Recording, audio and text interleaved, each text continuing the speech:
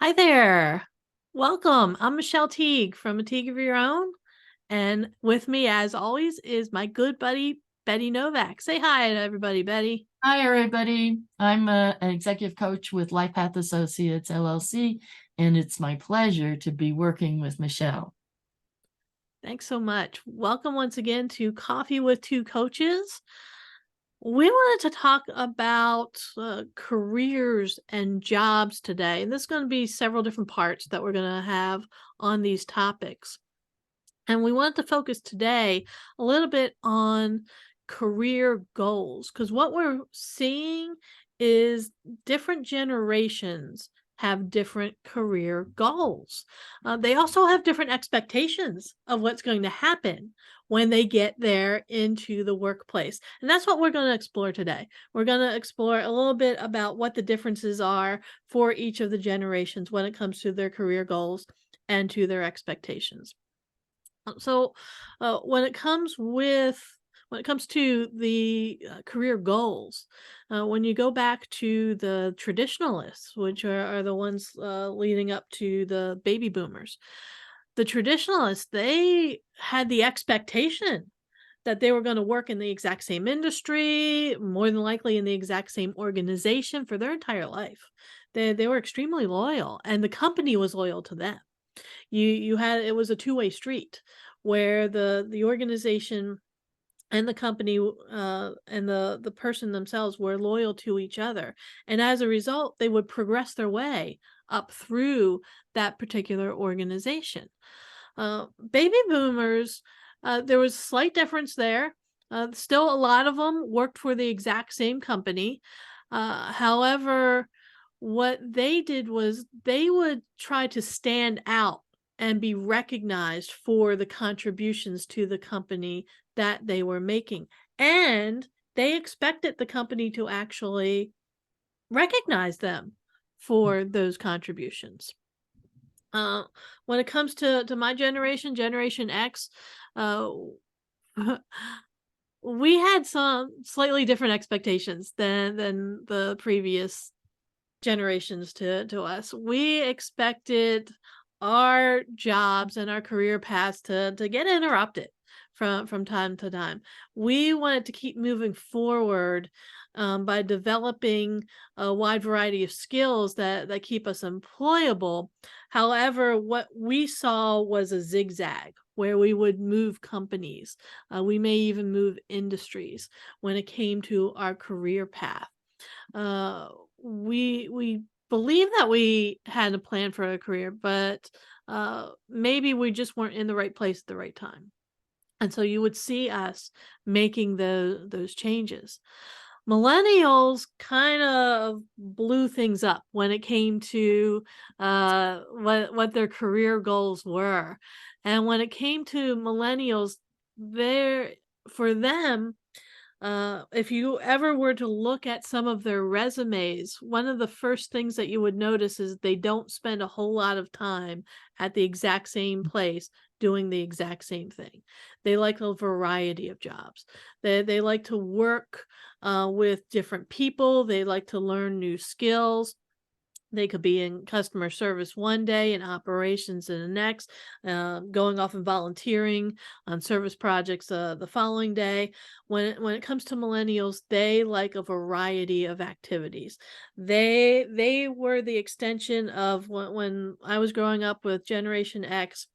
When MTV first came on and you started to decrease the amount of attention time, that's when the millennials started kicking in with how they needed to move and change things up to keep their attention. And that's that their career progression, that's what's going on. Is they could have dozens of career changes in their lifetime because they're going to focus more on uh, keeping themselves active and the different activities that they do as opposed to having a long range career goal in one specific area. So we can see that each of these generations has a very different career goals and career paths. The most recent generation is Generation Z, and with Generation Z, we're going to find out that they're a bit more idealistic, and we're going to hear a little bit more about them in just a little while. But they're the newest ones into the workplace, and so Betty, why don't you explain to us some of the expectations that people may have when they're going into their careers and into new jobs? And I want to say a couple words on that. I mean, um, like my generation, we didn't have expectations. I'm the baby boomer generation. We wanted to work and we wanted to leave a legacy type of thing. But I noticed that when I worked with Gen X, I would they would come to me and say, how do I do something? Mhm. Or I need help, which was really nice because there were other generations that didn't want help. Mhm. And baby boomers especially, they thought they were going to do it by themselves and had to learn how to do help. But the first expectation that really shows up is I'm going to do something relevant with my degree. Mm. And the traditionalists and the veterans, a lot of them went back to college on the GI Bill, but my father-in-law did not, and he regretted it, even though he was a wonderful handyman person who he worked for Westinghouse, so he's very good there. But a lot of us went to college thinking that we were going to have a really good career based on our degree, the certificate that we did, the hard work, and it didn't happen really. One of the things that happened was starting in 1970, we had a really major recession that lasted much longer than the ones of 2008 and whatever's coming this way. So we had to, what the reality was, is not everything is going to be relevant. And so what we needed to be able to think in was transferable skills. Mm. And we need to create an open mind to get ideas from other people or to look out in the marketplace to see what it is we wanted to do. And we really needed to research it too. Sometimes I know I just jumped into jobs and I was lucky, but some people aren't so lucky. And I would tell my clients, you want to transfer your skills. You want to translate them so you can transition them. I'm sorry, you want to transition your skills so that you can translate them so that they become transferable, marketable skills for the employers that you're looking at. And then also, as it says, keep an open mind to be able to learn new things and listen to people. Expectation 2 is you are going to make a difference in the company. Mm. So, Michelle, you want to talk about that a little bit? Yeah, when it comes to, and you'll see this a lot with younger, more idealistic types of people, where they go and work for a company and they bring all of these fresh new ideas, and they think, I'm gonna go in there and I'm gonna be that white knight who goes in there and saves this company and makes them, billions of dollars, and everybody's gonna turn one day and say, "Oh my gosh, that was the person who did all of this." Yeah. Yeah, no, it doesn't work that way. I'm going to be the Uh, CEO of that company within 5 years, yeah, and they aren't starting anywhere near to being that CEO no, type of, no. so yeah. uh, Um, the the the bigger the company is, the more bureaucracy you find within an organization. And if we're talking like something like a government agency, the reason why there's government agency is for bureaucracy. The reason why there's a government agency is for all of the processes and the red tape, if you will, that you have to go through to get something done. So when it comes to these organizations, uh, a lot of people are going to go in there thinking that they're going to make a huge difference. The reality is, uh, you're going to make a difference where you go, not just in the company, but you're going to make a difference in the people that you're around. And that's what you need to focus on is how am I changing the people around me? What kind of positive influence am I having on the people that I'm working with? How is that growing throughout an organization? One of the companies that I was hired to go be a trainer and instructional designer for many years ago, they had an awful culture. They had an awful culture. So the very first thing I did was recreate the new hire orientation program. And I set it up so that we could create a new positive culture in there that was warm and inviting, where people actually wanted to go to work and that valued the people who were there. And as a result, everybody who went through my orientation program, A, they stuck around a whole lot longer than people who had been there before, but B, it started to shift the culture in that organization. And that's what you have to look at. You don't have to look at the company, you have to look at the people who are in there. And what I did was I focused on those people who were coming in and how I could make life better for them there at that organization as opposed to trying to change the organization as a whole. And that's how you have to focus. You have to focus on the people instead. Well, the government is really so structured It that is. that's really what you do. What we did was we created a new orientation program because the old one was so long, you know. So we made it down to 3 days, but they also needed to come there with a mentor who Mm, was going to help them for the first month, or 90 days would be ideal, but first month to be able to become used to and learn what was in the department that they were in, what the mission, the vision, and mm, the culture, as well as help them start their work and with assignments that got harder and harder, better and better until they, felt good about themselves. And the other thing is you didn't need to worry about how much you're going to make because the skills that you brought in and your experiences really testified to the GS level, government service level that you were going to be in. I mean, I thought I was going to be, GS 9 or something, and I came in as a that's GS 12, and worked my way up to a GS 13. I could never get that 14, but GS 13. 0.5 type of so that was good.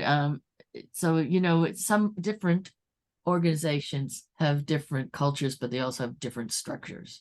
yeah. And each one has this upside and each one has a downside. Yeah.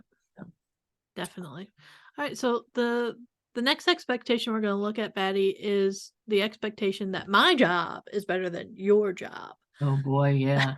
I I have to say, our parents and our grandparents are always telling us, well, this is what you should do Mhm. because this is going to be a good career and it's going to be a stable career. They didn't think about money No. because I don't think they understood what money was. They just said, well, you're going to get a certain amount of money an hour.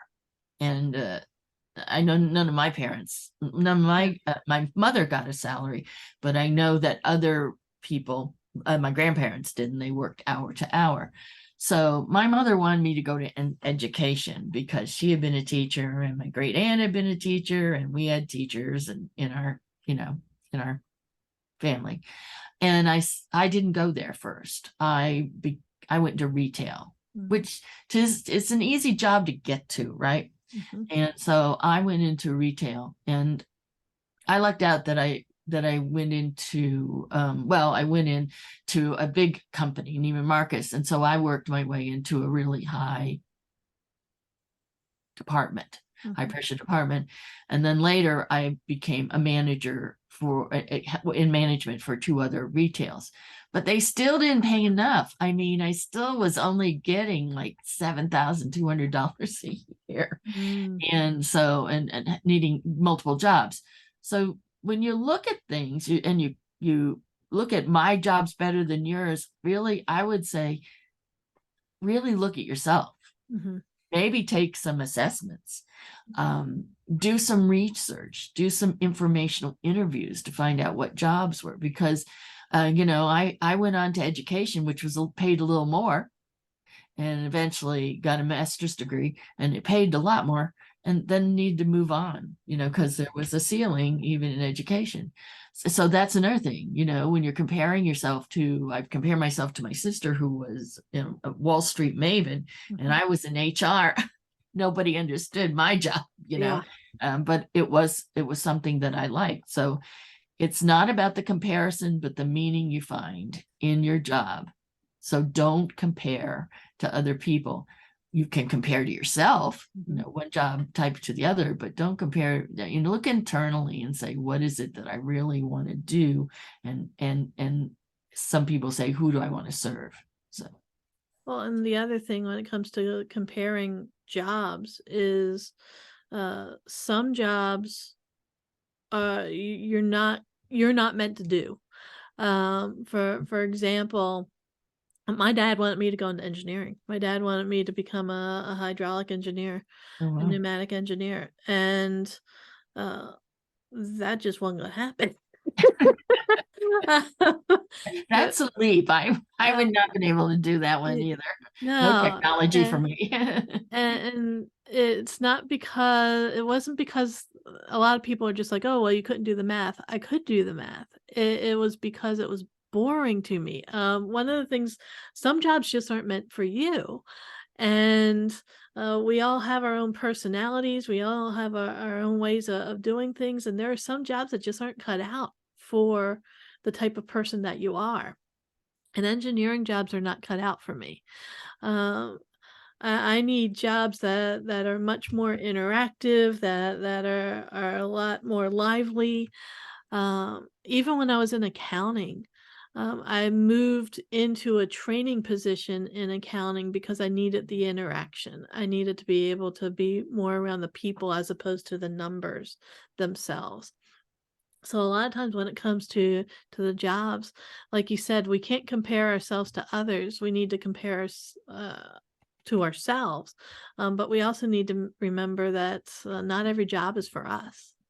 Yeah, that's it, totally. And others' expectations shouldn't be ours, Yeah, really. exactly. But But when you're 21, you aren't sure. Like you said, you had to say no to your father, and I had to go a different way mm, until I learned where I really wanted to be. And I want to just say one more thing with regards to transferable skills and things. I mean, interesting enough, my whole career became relevant. mhm, I started in sales and worked into buying and buying. I was the clerical assistant in couture, but it was like meeting people and seeing beautiful things, right? And I love the visual. So when I moved on to become a service floor manager for Lord & Taylor's, and then a assistant department manager for Saks Fifth Avenue, that was another thing, using your sales. Well, when I moved into education, you had to sell yeah, what you were teaching to the kids. yes, It wasn't just, what happened in 82, whatever, And so the kids, really got into the program, and you had to have expectations. But later, then you move from teaching into training, yeah, and training and training and training. And then you moved into consulting to training or professional development. So all those things I learned later, they were a lot of different jobs, but there was a theme to them. yes, So excellent, sometimes that's what happens too, yes, but you don't know what's happening. exactly. Um, the last expectation we're going to talk about is an expectation that a lot of millennials out there have. When they're going out there into the workforce, when they're taking a job, and that's the expectation that I'm gonna make a lot of money. I'm gonna go in, I'm gonna have this six-figure income, and by the end of next month, I'm gonna be running everything. I'll be in that ultimate leadership role. There's a lot of millennials who think that way, and the reality is that's not the way it works. There's a reason why there are entry level positions, and there's a reason why there's entry level salaries, and hourly rates. It's because people need to build up the experience, they need to build up the skills, you were talking about skills, they Mhm. need to build those up, and they need to be able to prove to somebody that you're worth that money and that you're worth putting into those leadership roles, they just don't get handed to you. And, uh, you guys know my husband was a finance professor for University of Pittsburgh out at Johnstown campus. He would tell his students, "Look, you're gonna go out there and, the jobs that you're gonna get, you're not gonna be making nearly as much as you think you're going to be making, but there's a good reason for that. Until you can prove that you're worth it, there's no reason to pay you that." And so, that's one of the things that people need to realize when they're taking a new position at a new company, that you're not necessarily going to be making the amounts of money that you think you would. I know, Betty, you're familiar. You had a friend when you were in school who had to support her husband, because he had a difficult time finding a Can job making enough money, right? Yep, that's true. I've actually over the years, I had 2 friends actually, but the first one actually was my professor, at my college, and, her husband was an astrophysicist, Mhm. and, what happened was they stopped in the '70s, they didn't feel that they needed them. So he had no big job with his Mhm. PhD, and she was a teacher, a professor at my college, which, we know education doesn't pay that Mm, much.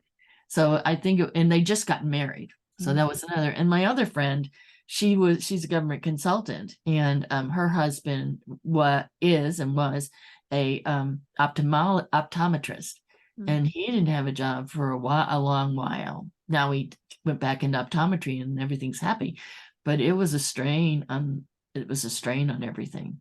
Yeah, So, and, yeah, it's tough. yeah, there's a lot of baby boomers out there that they would literally, they took the first job in the field that, they wanted, and they stayed there. Um, and the baby boomers, they were the children after World War II. But what they saw were a lot of wars afterwards. They saw Korea, they saw Vietnam, they saw, like you were talking about, the receptions during the 1970s.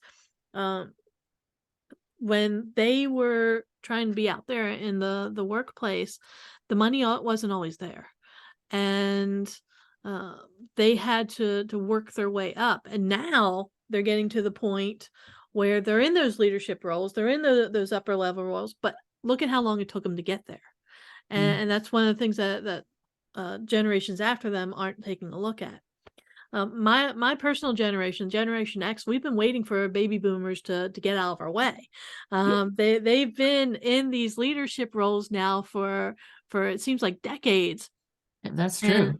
Decades. and that's the thing, is the baby boomers are a huge demographic who extends over multiple decades. And so as they're starting to move on from some of those jobs, and we've talked about in previous, I was gonna say. Mhm. in previous video casts, how they're coming back into the workplace. Um, but some of them are moving on and, either doing things part-time, or they're going into a different field. Um, Generation X is finally starting to move up, and we're finally starting to get to the point now where we are making the money that we wanted to. We are being put into those leadership roles, and it's taken a lot of time. Yeah.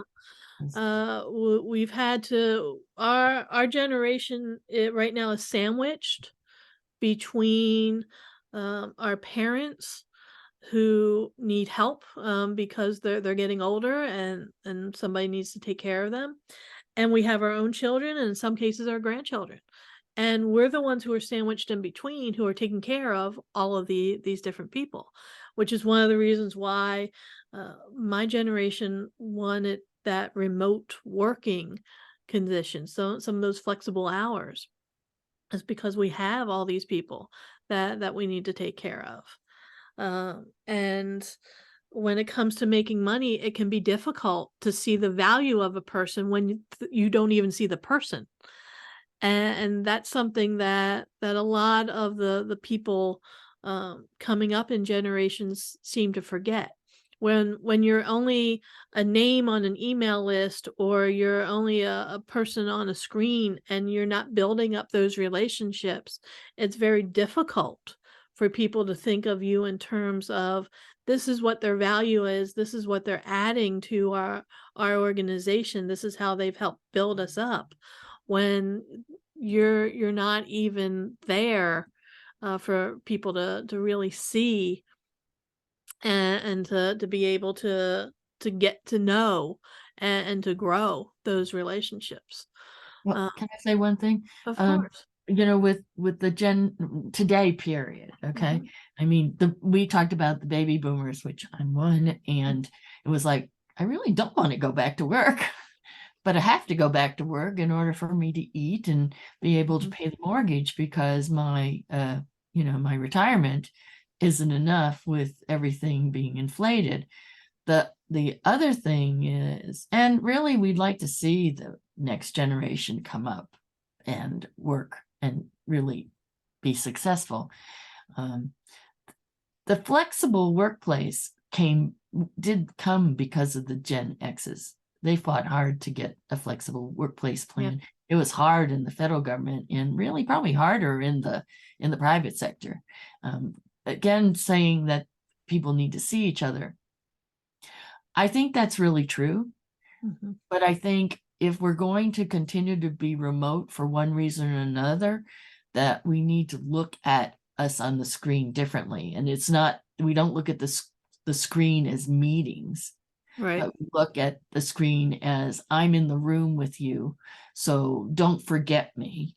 And let's try to build a relationship that way. And maybe, I'll be able to come into the office. I mean, there are some people that are hundreds of miles away and can't get into the office, but are really important. So as a manager, you need to really figure out how you're going to make that person and the people in the office feel like they are together. Yes. That Definitely. I don't know if anybody's really working on it, except some of the team master coaches like Jennifer Britton, people like that. So Definitely. Um, when it comes to these younger generations, like the millennials and Generation Z, millennials, like I said, a lot of them feel like they should be starting off with making gobs and gobs of money, and in these leadership roles. What they need to realize is, once you prove your worth, that's when you can move up. And until you do, you're not going to be making the money that you want. You're not going to be in the positions that you want. Generation Z, though, is somebody very different. This is the most recent group to enter the workplace. They are extremely idealistic. And one of the things that we're finding is, they've gone through, elementary school and junior high and high school. They went to college. They learned a lot of ideas. They have a lot of thoughts, and they think that the world operates in a very idealistic way. And when they get out there into the real world, there's this true incongruency. There's this true juxtaposition of what it is that they learned in school, and what's really happening out there in the world. And as a result, with previous generations, I mean, they would go through and they'd be like, oh, well, this is what I learned in school, but this isn't the way it is. I need to work within the system there, and the corporate world, maybe make some changes here and there, but I need to work in their system. Generation Z is saying no. yeah. They're pushing back, and they're saying no. We want that idealistic world.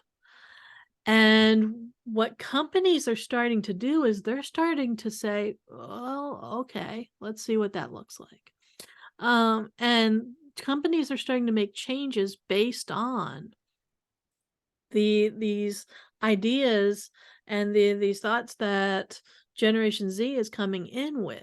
That's one of the reasons why you have more diversity, equity, and inclusion programs. That's the reason why you have more non-traditional health benefits. That's the reason why you have ping pong tables and the meditation rooms and the holistic experience that is building up in some of these companies. And part of it is because they need this generation to come in and fill these jobs because there's a bunch of job openings and they need people. And these are the workers that they can hire for the least amount of money because they have the lowest amount of experience and the lowest number of skills. However, they got to get them in the door. And the only way they're going to be able to get them in the door is if they make these changes. And so Generation Z is getting the changes to happen. However, the money's not going to be there because they don't have the experience, they don't have the skills, they don't have the time. And the other thing is companies are paying all this money for this meditation rooms cost money. Okay. All the stuff costs money. And when companies are putting the money into there, they can't put the money into the people. And that's one of the things that Generation Z is going to have to figure out here in the future is it worth it for them to make all these changes, for them to implement these programs, for them to implement all this stuff, as opposed to being able to pay me more. And so, Yeah, that's true. I mean, and also Gen Ys and Gen Zs especially come in with high technology. I mean, they do. they understand how to do the social media. Yeah. They understand how to, use Microsoft and Google and all those softwares. But one of the things that's happening there that is starting, and people aren't talking a lot about it, that it's good to have DEI, Mhm. but it's not good to have politics. Yes. And so the companies that started being political themselves, like Starbucks and Google and stuff, are starting, maybe they aren't, but companies like them are starting to rethink it and say, wait, politics shouldn't be in the workplace. Right. We grew up that politics shouldn't be in the workplace, and especially in government and bureaucracy. And so it needs to be thrown out and have a true DEI environment so that people can exchange ideas and information and learn from each other. The other thing that may be a problem is with this, I deserve it, is that the younger generations never really had to compete. They all went away with some sort of reward for being in the sport or participating in some activity. And that was not how I was raised. No. I don't think you were raised that way either, Michelle. No. So one way it helped preserve self-esteem, but another way it made these children, these young employees, feel entitled. Yes. And they don't They understand. can't. They're going to have to learn how to compete. Yeah. To a certain extent, to move up. Exactly. And not everybody is going to be equal when it comes to the skills they have, and not everybody's going to be equal when it comes to the experience that they have. Not everybody's going to be equal when it comes to the knowledge that they have. Are those things that you can, learn and grow in? Yes. However, we don't all start off that way. And that's what younger generations are going to find out. Is there's a reason why people make more money than they do. It's because they have more experience, they have better skills, they have more knowledge. And if you want to earn more money, that's what you're going to have to do. Is you're going to have to gain that experience. And the only way to do that is through time. Also, the hiring bonuses. Yeah. Hiring bonuses aren't only for the recruiters or so forth. The teachers and many employees are getting a big, like $1,000, $2,000, maybe higher, to sign a contract, an employee agreement, to come in and work for that company, and they still aren't coming. Yeah. So something is out there that people need to see what's wrong, Yep, what's different, and what definitely. needs to be corrected. Yeah. All right. Yeah. Well, this has been a fascinating look at the different career goals and the different expectations Yes. of the generations there in the workplace. I think next time one of the things we might talk about is the evolving nature of careers because we talked about how some of these generations have had different careers. Some go in and they work in the same place and do the same thing for forever and ever. Others, on the other hand, have changed. And I think that's one of the things we need to take a look at next time, Betty. Yeah, I think that's really good because, again, all the generations need to understand, and that some of the experiences that their career changes over a period of Yeah. time. That's called evolving career paths. Yeah. So, yeah, that's going to be very interesting. I like that Well, idea. and part of it also is what their aspirations are. What do they want? Where is it that they want to go? And so that's going to feed into that too. Yeah, we touched on their expectations and Yeah, aspirations, but there's more to it there than that. is. So we will go deeper next And time. really excellent. All right.